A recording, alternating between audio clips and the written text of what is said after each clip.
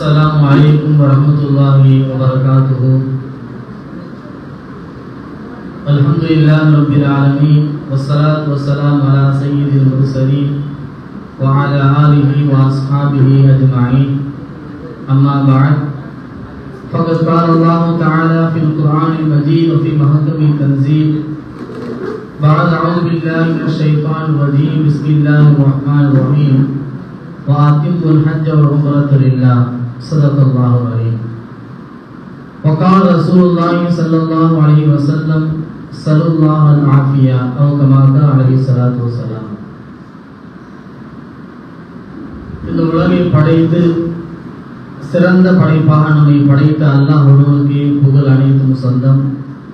கண்மணி நாயகம் ஸல்லல்லாஹு அலைஹி வஸல்லம் அவர்கள் மீதும் அவர்களை பின்பற்றி வாழ்ந்த சத்திய சஹாபாக்கள், தாபீன்கள், தபா தாபீன்கள், நல்லோர்கள், முன்னோர்கள், சுஹதாக்கள், குறிப்பாக இங்கே அமர்ந்திருக்கக்கூடிய நம் அனைவர் மீதும் அல்லாஹ்வுடைய ஸலவாத்தும் ஸலாமும் என்றென்றும் நின்று நிலவட்டுமாக.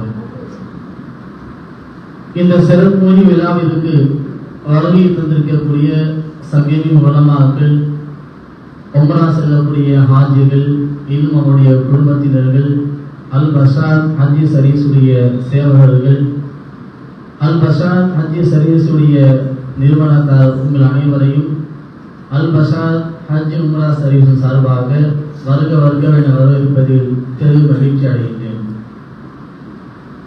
கண்ணியத்துக்குரியவர்களே, அல்லாஹ் தஆலா நாம் பிறப்பதற்கு முன்பாகவே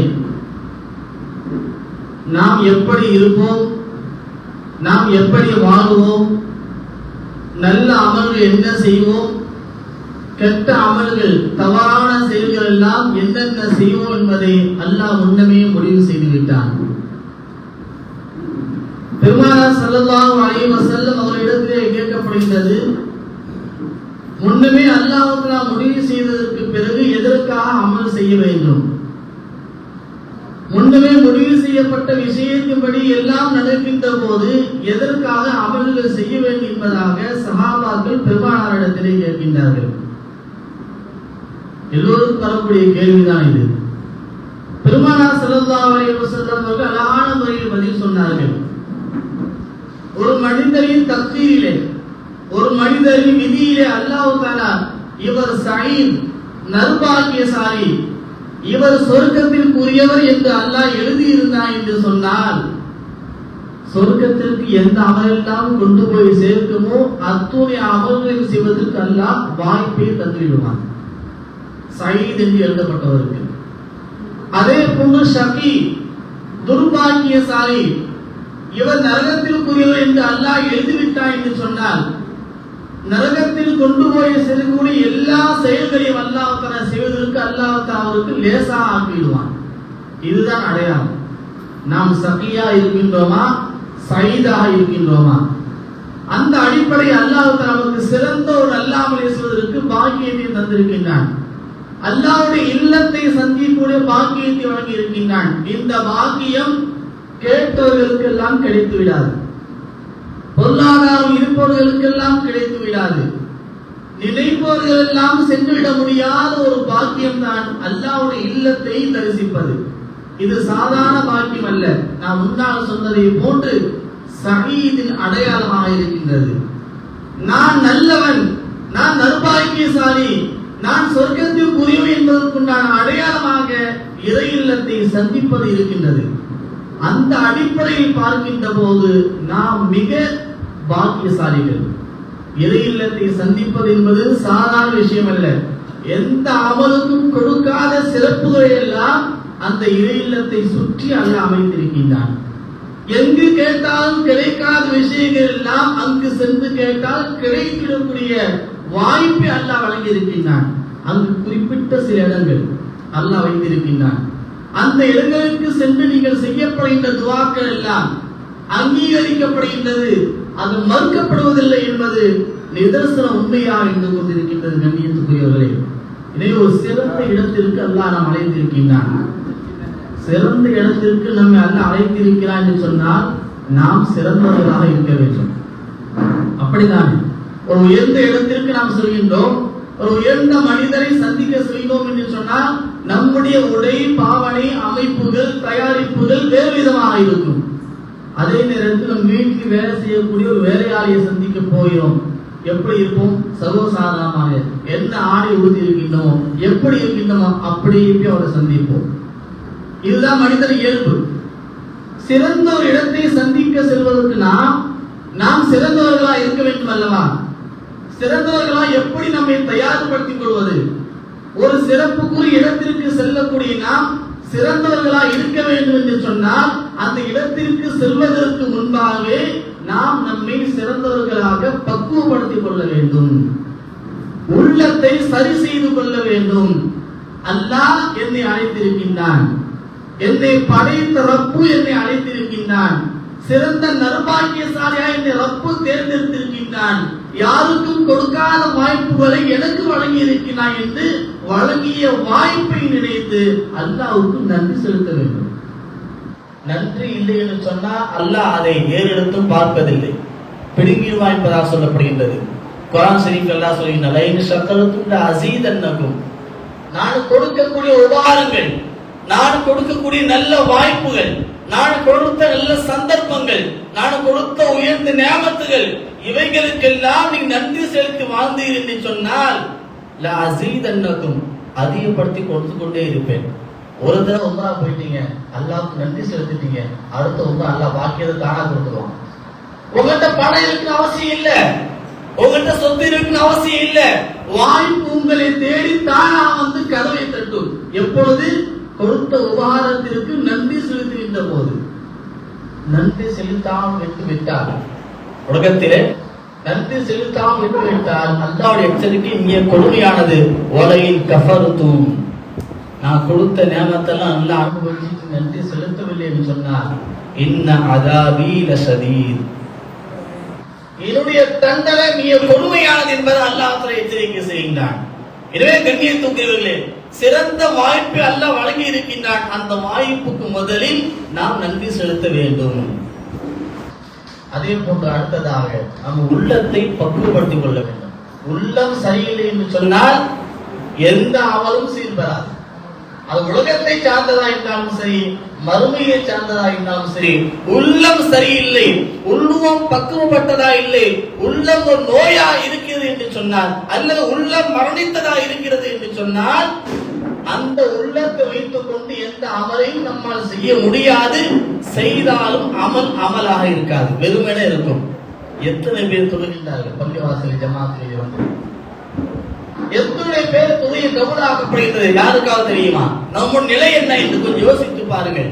தக்பீர் கட்டிய உடனே வியாபார சிந்தனைகள், கொடுக்கல் சிந்தனைகள், வீட்டு சிந்தனைகள், குடும்ப சூழ்நிலைகள், இவைகளெல்லாம் நம்மை வந்து தட்டி கொண்டே இருக்கின்றது தொழுகை இருக்கின்ற போது. அப்படி என்று சொன்னால் அந்த தொழுகை எவ்வாறு அல்லாஹ் அங்கீகரித்துக் கொள்வாங்க?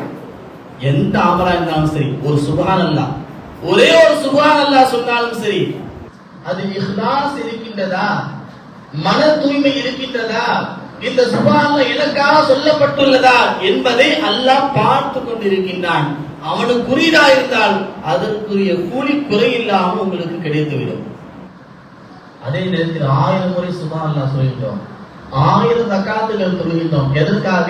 என்னை எல்லாம் ஆபீது எல்லாம் சொல்லணும், நான் பெரிய வணக்கசாலி அப்படின்னு மக்கள் என்ன சொல்லணும், நான் ரொம்ப நெருங்கி செய்யக்கூடிய மக்கள் எல்லாம் என்னை பார்த்து சொல்ல வேண்டும் என்ற எண்ணத்திலே 1000 ரக்காத்துகள் தொழுதாலும் சரி, 1000 சுப்ஹான் அல்லாஹ் சொன்னாலும் சரி, அல்லாஹ் அதை ஏறெடுத்து பார்ப்பதில்லை. நவுதுபில்லாஹ். ஒன்றுக்கும் 1000க்கும் எவ்வளவு வித்தியாசம் என்பதை பாருங்கள். ஒரே ஒரு சுப்ஹான் அல்லாஹ் இஹ்லாஸா சொல்கின்ற போது அல்லாஹ் கூலியை வாரி வழங்குகின்றான். 1000 முறை இஹ்லாஸ் இல்லாமல் சுப்ஹான் அல்லாஹ் சொல்கின்ற போது அல்லாஹ் அதை திரும்பி கூட பார்ப்பதில்லை. ஒரு திக்ரா இருந்தாலும் சரி, சிறந்த ஒரு பயணம் உம்ரா என்ற பயணம், உள்ளத்திலே இஹ்லாஸை பக்குவப்படுத்திக் கொள்ளுங்கள். ரப்புக்காக செல்கிற என்ற எண்ணத்தை உள்வாங்கிக் கொள்ளுங்கள், உள்ளத்திலே பதிய வைத்துக் கொள்ளுங்கள்.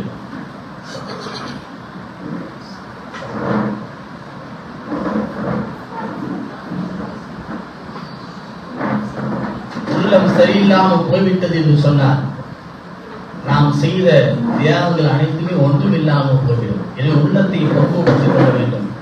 என்னை படைத்த ரப்பு உம்ரா செய்யும் வாய்ப்பு எனக்கு வழங்கி இருக்கின்றான், அவனுக்காக தான் நான் உம்ரா செய்கின்றேன். எல்லோரும் என்னை ஊருக்கு வந்த பிறகு என்னை கண்ணியப்படுத்த வேண்டும், எல்லோரும் என்னை மதிக்க வேண்டும், எல்லோரும் என்னை ஹாஜி என்று சொல்ல வேண்டும், எல்லோரும் என்னை பார்த்து பெருமைப்பட வேண்டும் என்ற எண்ணம் இருந்தது என்று சொன்னால் அது இப்போதே கொள்ளி தோண்டி புதைத்து விடுது. இல்லை என்று சொன்னால் செய்த அமல்கள் எல்லாம் ஒன்றும் இல்லாமல் போய்விடும். அதே போன்று கண்ணியத்துக்குரியவர்களே, நாவை நாம் பக்குவப்படுத்திக் கொள்ள வேண்டும், கட்டுப்படுத்திக் கொள்ள வேண்டும். இந்த நாவு இருக்கின்றதே, நாம் ஆயிரம் இபாதத்துகள் செய்திருந்தாலும் சரி, ஒரே ஒரு வார்த்தை அது ஒன்றுமில்லாமல் ஆக்கிவிடும். எவ்வளவு ஹஜ்ஜி செய்திருந்தாலும் சரி, எத்தனை உம்ராக்கள் செய்திருந்தாலும் ஒரே ஒரு வார்த்தை போதும் உங்கள் அமலை ஒன்றுமில்லாமல் ஆக்கிவிடும். இதுதான் பெருமானார் ஸல்லல்லாஹு அலைஹி சொன்னார்கள், மக்களை அதிகமாக நரகத்தில் நுழைவிக்கக்கூடிய விஷயம் எது தெரியுமா? மக்களை அதிகமாக நரகத்தில் நுழைவிக்கிற விஷயம். தொழுகை விடுவதா? பெருமானார் சொல்லவில்லை. ஹஜ்ஜை விட்டு விட்டாரா? பெருமானார் சொல்லவில்லை. நோன்பை விட்டு விட்டாரா? பெருமானார் சொல்லவில்லை. நபி ஒரு சொன்ன வார்த்தை என்ன? நாவுதான் என்பதாக சொன்னார்கள். நாவுதான் அதிகமான மக்களை நரகத்தில் நுழைவிப்பதற்கு பெரும் பங்கு வகிக்கிறது என்பதாக பெருமானார் ஸல்லல்லாஹு அலைஹி வஸல்லம் கூறி காட்டியிருக்கிறார்கள். எனவே கண்ணியத்துக்குரியவர்களே, அங்கு சென்றதற்கு பிறகும் சரி, இங்கு இருக்கின்ற போதும் சரி, நாவை நாம் சரியான முறையில் பயன்படுத்த வேண்டும். தேவையில்லாத இடத்தில் மூக்கை நுழைக்க கூடாது. ஷைத்தான் எங்கும் இருப்பான். காபா புனிதமான இடம், அங்க ஷைத்தான் இருக்க மாட்டான் என்றெல்லாம் யாரும் நினைக்க வேண்டாம். நல்லது எங்கு அதிகம் நடக்கின்றதோ அங்குதான் ஷைத்தான் அதிகம் இருப்பான். ஏன்? நடக்கக்கூடிய இபாதத்தை ஒன்றுமில்லாமல் ஆக்க வேண்டும். எவ்வளவு சர்வசி வந்துட்ட, எவ்வளவு தியாகத்தை வந்துட்ட எல்லாம் ஒன்று இல்லாம ஆக்கணும் பாரு. ஷைத்தான் சவாவிடுதான். அல்லாட்டே சவாவிட்டு வந்தா ஷைத்தான் நம்ம என்ன செய்வான் கொஞ்சம் யோசித்து பாருங்க. எனவே நாவை பக்குவமாக பயன்படுத்த வேண்டும். குறிப்பாக சொல்ல வேண்டும் என்று சொன்னால், நாவை தொடர்ந்து நம் வார்த்தைகளை பயன்படுத்துகிறோம் என்று சொன்னால், ஒன்று அல்லாஹ்வை திக்ர் செய்வதாக இருக்க வேண்டும், அல்லது குர்ஆனை ஓதுவதாக இருக்க வேண்டும், அல்லது நன்மை ஏவுவதாக இருக்க வேண்டும், அல்லது தீமையை தடுப்பதாக இருக்க வேண்டும். இது அல்லாத விஷயத்திலே என்னுடைய நாவை தேவையில்லாமல் நான் பயன்படுத்த மாட்டேன் என்று இங்கு இருக்கின்ற போதே உறுதிமொழி எடுத்துக்கொள்ள வேண்டும். ஏன்னு சொன்னால், இங்கு வராத கோபத்தை எல்லாம் அங்கு ஷைத்தான் ஏற்படுத்துவான். இங்கு வராத வார்த்தைகள் எல்லாம் ஷைத்தான் அங்கு பேச வைப்பான். எல்லாவற்றிற்கும் ஷைத்தான் தயாராக இருக்கின்றான். அதற்கு முன்பாக நீ என்ன செய்தாலும் என்னை ஒன்றும் செய்ய முடியாது என்பதற்கு நாம் தயாராக செல்ல வேண்டும். எனவே இங்கு இருக்கின்ற போதே சின்ன சின்ன அமல்கள் செய்கின்ற போதெல்லாம் அல்லாஹ்வுக்காக செய்கிறேன், எதை செய்தாலும் சரி என்ற அந்த உள்ளத்திலே பக்குவத்தை நாம் உண்டாக்கிக் கொள்ள வேண்டும். அப்படி வருகின்ற போதுதான் நம்முடைய உறுப்புகள் நமக்கு கட்டுப்பட்டதாக இருக்கும். அங்கு சென்றதற்கு பிறகு எது வேண்டாம் நடக்கலாம். தவாப் செய்கின்ற போது யாராவது காலை மிதித்துவிடுவார்கள், அல்ல யாராவது முன்னும் தள்ளிவிடுவார்கள். அங்கு சென்றதற்கு பிறகு கடுமையான வார்த்தையை பயன்படுத்திவிடக் கூடாது. செஞ்ச தவாப் ஒண்ணு இல்லாம போயிடும். ஷைத்தான் அறிவிற்கு அவனுக்கு காலை மிதிச்சுட்டு போற முடிஞ்சு போச்சு, 7 சுத்து ஒண்ணுமே இல்லை. அங்கு இருக்கின்ற போது எல்லா சந்தர்ப்பத்தையும் ஷைத்தான் தானா உண்டாக்கி தருவான். ரூம் விஷயத்திலே, ரூம் இருக்கின்ற பக்கத்து நபர் விஷயத்திலே ஏதாவது ஒரு சின்ன கோபத்தை ஏற்படுத்தி விளையாட வைப்பான் ஷைத்தான். விளையாடட்டும், செஞ்சாமலும் ஒண்ணு இல்லாம போகட்டும், அதுதான் அவனுடைய ஆசை. அந்த ஆசைக்கு நாம் இடம் கொடுத்து விடக்கூடாது. எவ்வளவு கோபம் வந்தாலும் சரி, அங்கு இருக்கின்ற போது நான் என்னுடைய நாவை தொடர்ந்து எந்த வார்த்தையாலும் யாரையும் புண்படுத்திவிட மாட்டேன், என்னுடைய கையாலையும் யாருக்கும் நோவினையை தந்துவிட மாட்டேன் என்ற விஷயத்திலும் நாம் உறுதியாக இருக்க வேண்டும். நிறைய கண்ணியத்துகளே, இது போன்ற விஷயங்களை நாம் தயாரிப்பு செய்து கொண்டு செய்கின்ற போது நம்முடைய பயணமும் சிறந்ததாக இருக்கும், நம்முடைய உம்ராவும் சிறப்புக்குரிய ஒரு அமலாக இருக்கும். அல்லாஹ் தஆலா செய்யக்கூடிய உம்ராக்களை முழுமையாக கபூல் செய்து மறுபடியும் அவனை சந்திக்கக்கூடிய நல்ல சந்தர்ப்பத்தை அல்லாஹ் தஆலா உங்களுக்கும் எனக்கு ஏற்படுத்தி தருவானாக. வாஹி தாவானா அல்ஹம்துலில்லாஹி ரப்பில் ஆலமீன். அஸ்ஸலாமு அலைக்கும் வரஹ்மத்துல்லாஹி வபரகாத்துஹு.